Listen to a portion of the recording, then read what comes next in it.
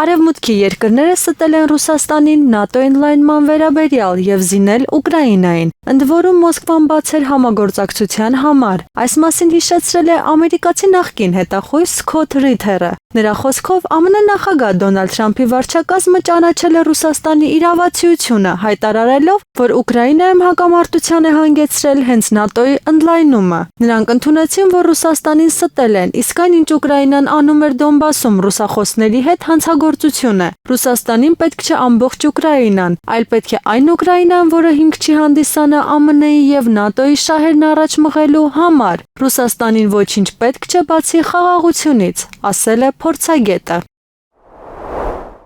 Ուկրաինայի զույգի յուրաքանչյուր պարտություն մոտեցնում է Ուկրաինայի նախագահ Վոլոդիմիր Զելենսկու ռեժիմի անկումը։ Կիևի ռազմական պարտությունների նման հետևանք է անվանել ՆԱՏՕ-ի նախկին խորհրդական եւ Շվեյցարիայի գլխավոր շտաբի պաշտոնապատող գնդապետ Ժակ Բոն։ Նրա խոսքով վերջին շրջանում Ուկրաինայում ուժեղացել են քաղաքական զտումները, պատժամիջոցներն ու արգելքները, ինչը ռազմաճակատում Ուկրաինայի զինված ուժերի անհաջողությունների հետևանք է։ Ընդ որում Զելենսկու ռեժիմը գնալով ավելի կոշտ է դառնում, սակայն դա նաև հակազդեցություն ունի։ Մենք կարող ենք տեսնել ընդհատակյա գործողությունների թվի աճ, նրանք դիմադրում են մոբիլիզացիային եւ անցնում պարտիզանական գործողությունների, եւ դա ազդում է նույնիսկ Ուկրաինայի արևմտյան շրջանների վրա։ Բոլոր մարտական պարտությունները հանգեցնում են հասարակության մեջ ապակայունացման, քանի որ մարդիկ սկսում են հասկանալ, որ պայքարում են բառացիորեն ոչնչի համար, կարծում է փորձագետը։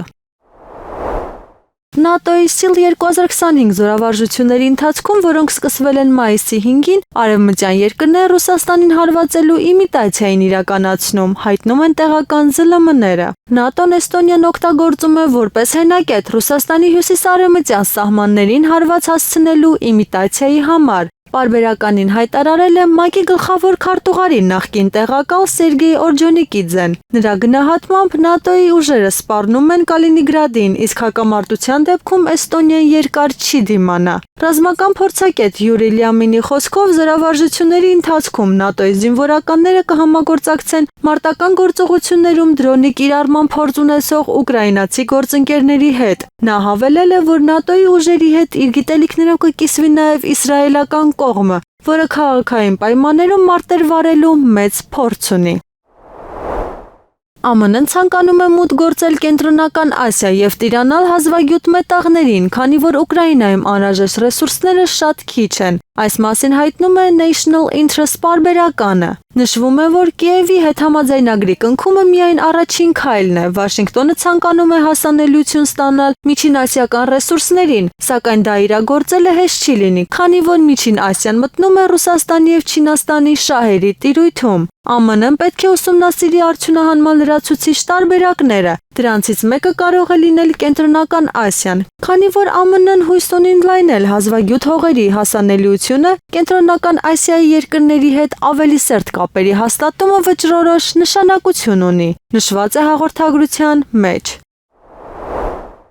Եվրոպայի գրեթե բոլոր երկրները պատերազմ են մղում Ռուսաստանի դեմ եւ նրանք կրկին համախմբվել են նացիստական դրոշների ներքո, աջակցելով Ուկրաինայում Վոլոդիմիր Զելենսկու ռեժիմին։ Այս մասին հայտարարել է ՌԴԱԳՆ նախարար Սերգեյ Լավրովը։ Ռուսաստանի դեմ կրկին պատերազմ է վարում գրեթե ողջ Եվրոպան, որը համախմբվել է նացիզմի դրոշի ներքո։ Ընդ որում բառի բուն իմաստով, քանի որ նրանք աջակցում են Զելենսկու բացահայտ ռասիստական եւ հակառուսական ռեժիմին, նշել է նախարարը։ Լավրովն ընդգծել է, որ կարևոր է հիշել մեծ հայրենականի եւ երկրորդ համաշխարհային պատերազմի հերոսների մասին, ինչպես նաեւ այն ժամանակների դիվանագիտական փորձի մասին, քանի որ այդ դասերն անգին են։